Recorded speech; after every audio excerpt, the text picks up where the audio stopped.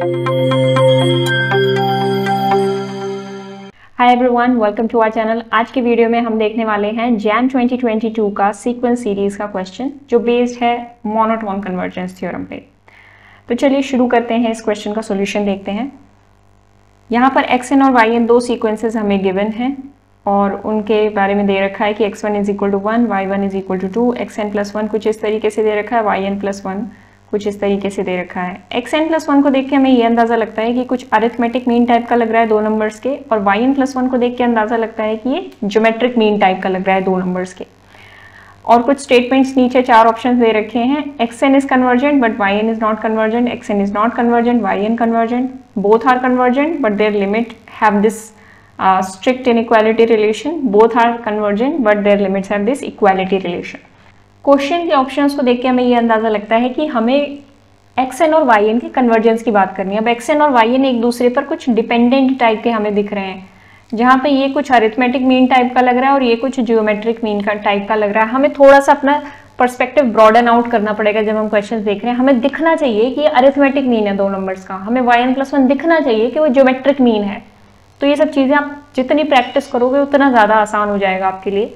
यहाँ पर हम ऑप्शन पढ़ के ये समझेंगे कि हमें किस डायरेक्शन में जाना है क्वेश्चन की। ऐसा नहीं है कि क्वेश्चन पढ़ा उसके ऑप्शन पढ़े ही नहीं और सॉल्व करने लग गए। एमसीक्यू या एमएसक्यू टाइप के क्वेश्चंस में कभी भी ऐसे नहीं करना। हमें हमेशा ऑप्शंस पढ़ने हैं और फिर ये देखना है कि क्वेश्चंस को किस डायरेक्शन में अप्रोच किया जाए। ठीक है, तो देखिए शुरू करते हैं। xn is convergent. अब देखिए x1 तो हमें दे रखा है 1 और y1 दे रखा है 1/2। तो x1 और y1 में मैं क्लियरली लिख सकती हूँ ये रिलेशन है।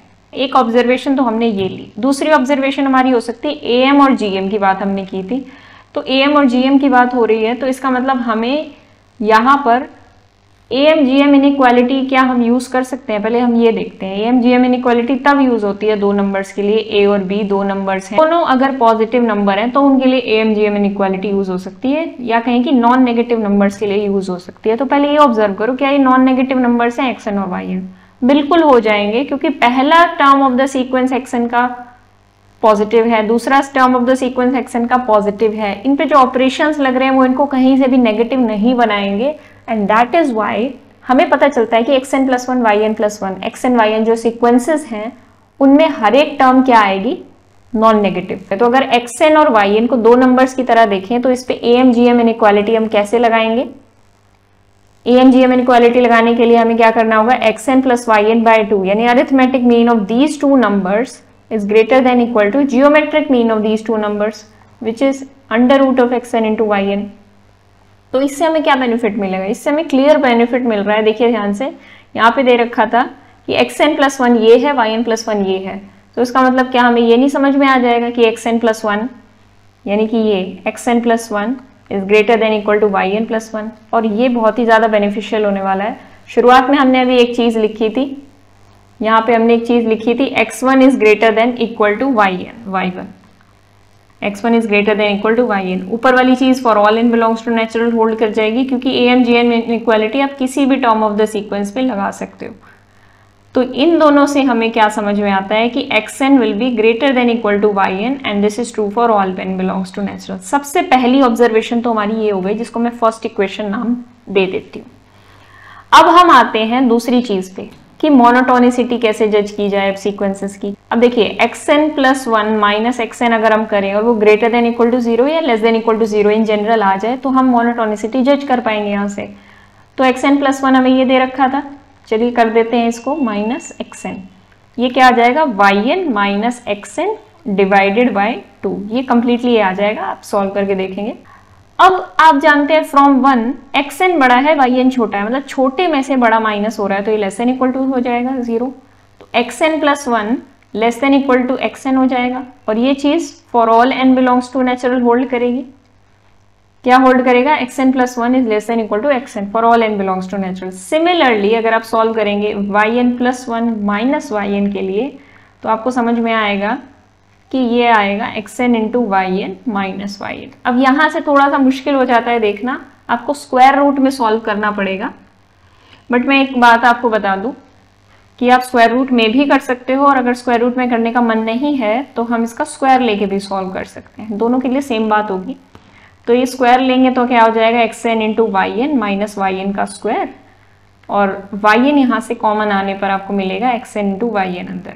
अब आप जानते हो कि xn बड़ा है, वाई एन छोटा या बराबर है उससे, तो ये भी नॉन नेगेटिव है क्योंकि ये तो नॉन नेगेटिव टर्म का ही सीक्वेंस था, ये भी नॉन नेगेटिव है फ्रॉम 1, आप लिख देंगे फ्रॉम 1, तो ये completely greater than equal to 0 आ जाएगा। तो इसका मतलब क्या हो जाएगा, इसका मतलब ये हो जाएगा कि yn plus 1 is greater than equal to yn। कैसे? ग्रेटर देन yn प्लस 1 का square is greater than equal to yn square आ रहा था, तो अब हम जानते हैं कि इसकी वजह से yn plus 1 greater than equal to yn हो जाएगा। इसका सिंपल सा लॉजिक क्या है, अब क्योंकि दोनों नॉन नेगेटिव नंबर्स थे और हम कह रहे हैं कि a square is greater than equal to b square, किन्हीं भी दो नंबर्स के लिए हम ये बात अगर कर रहे हैं, तो हम ये जानते हैं कि a square minus b square greater than equal to 0 हो जाता है। यहाँ पे हम लिख देते हैं किन्हीं भी दो नंबर्स नहीं, a और b दोनों नॉन नेगेटिव नंबर्स के लिए, तो ये आपके पास आ जाता है a minus b into a plus b greater than equal to 0। और ये आप जानते हैं कि दो नॉन नेगेटिव नंबर्स को आप ऐड करेंगे तो क्या हो जाएगा, नॉन नेगेटिव ही होगा।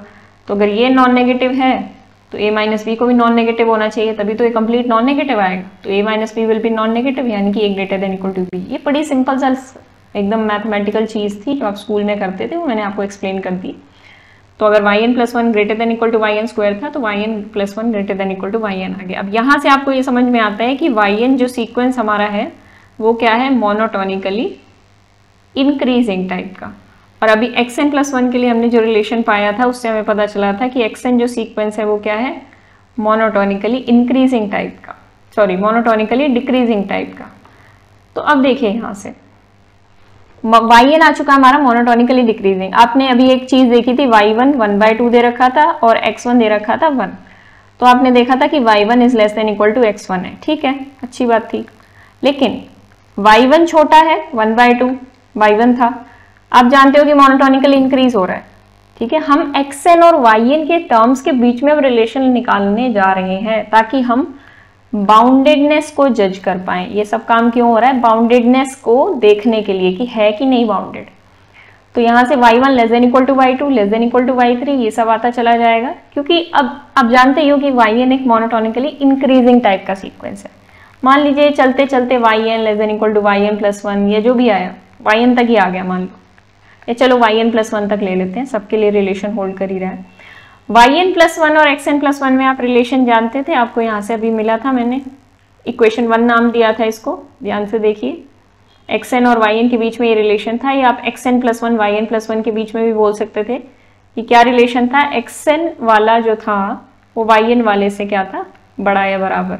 और ये चलता चला जाएगा xn dot dot dot less than equal to कहाँ तक चलेगा, x2 x1 तक चलेगा। अब x1 हमारा क्या था 1/2, मतलब जितनी टर्म्स हैं xn और yn के सीक्वेंस की वो सभी 1/2 और 1 के बीच में क्या है, बाउंडेड है। तो क्या मैं बोल सकती हूँ कि xn भी बाउंडेड है एंड yn भी बाउंडेड है। सिंपल सा लॉजिक है, xn और yn दोनों बाउंडेड आ गए, मोनोटोनिक तो पहले ही आ चुके थे। तो अब क्या हम बोल सकते हैं कि xn और yn क्या हो गए हैं, bounded plus monotone, bounded plus monotone. Bounded plus monotone हो गए तो अब यहाँ से आप क्या लगा सकते हैं, MCT theorem, monotone convergence theorem, जो ये कहेगी कि अभी बाउंडेड प्लस मोनोटोन हो गए तो ये कन्वर्जेंट होंगे। अब किस पॉइंट पे कन्वर्ज करेंगे वो हमारा जज करना काम है। ये वाला था मोनोटोनिकली डिक्रीजिंग, याद रखिए, और yn वाला था मोनोटोनिकली इंक्रीजिंग। अब ये हमारे काम आने वाले।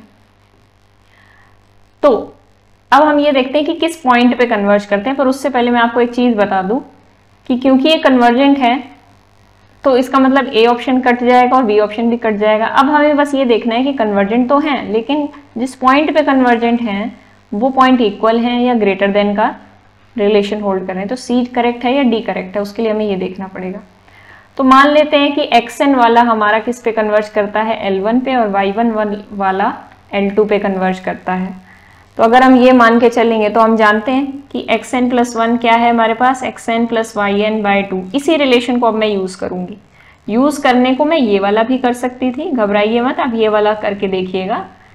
इस वीडियो को खत्म होने के बाद इसको करिए, या अभी पॉज करके इसको चेक करिएगा। कैसे चेक करना है, दोनों साइड हमें लिमिट अप्लाई कर देनी है और कुछ नहीं है। Limit n approaching to infinity xn plus 1 is equal to limit n approaching to infinity xn plus yn/2। दोनों साइड लिमिट अप्लाई करेंगे तो ये L1 आ जाएगा। ये आ जाएगा L1 प्लस L2/2 और यहाँ से आपको सॉल्व कराने के बाद मिल जाएगा L1 और L2 बराबर है, यानी कि दोनों सेम लिमिट पे कन्वर्ज करते हैं। तो यानी कि डी ऑप्शन करेक्ट आ जाएगा। सी ऑप्शन कह रहा है सेम पे नहीं करते, डी ऑप्शन कह रहा है सेम पे करते हैं। तो ये सिंगल करेक्ट टाइप का क्वेश्चन था, MCQ टाइप था, इसमें डी ऑप्शन करेक्ट आ चुका है आपका। लेकिन क्यों करेक्ट आया आप इसको ऑब्जर्व कर सकते हैं।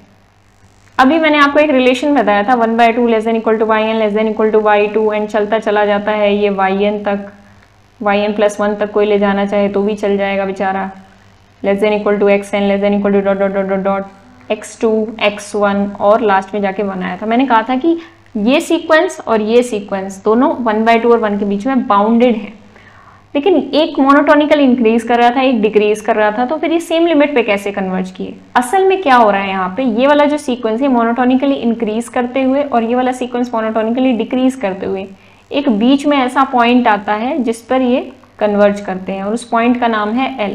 यानी कि एक व्यक्ति यहाँ से आ रहा है और एक व्यक्ति यहाँ से आ रहा है, ये व्यक्ति कभी ना कभी मिलेंगे, बिल्कुल मीट करेंगे। जिस पॉइंट पे ये मीट करेंगे वही इनका पॉइंट ऑफ कन्वर्जेंस है। मतलब कि ये वाला सीक्वेंस मोनोटोनिकली डिक्रीज करते हुए आ रहा है, इसका नाम xn, और ये वाला मोनोटोनिकली इंक्रीज करते हुए आ रहा है, इसका नाम yn। जिस पॉइंट पे मीट करेंगे उसका नाम है L और कॉमन पॉइंट पर ये कन्वर्ज कर जाएंगे। तो ये था पूरा सॉल्यूशन।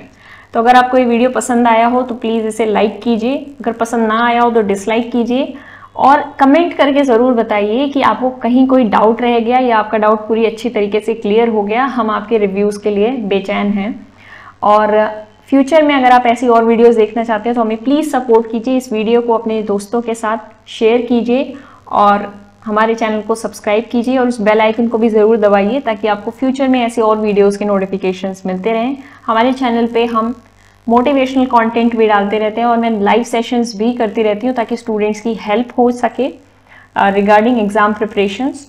तो अगर आप CSIR नेट गेट या जैम की प्रिपरेशन कर रहे हैं तो हमारे चैनल को फॉलो कीजिए। This is going to help you very much. So I'm signing off. Thank you so much for watching the video.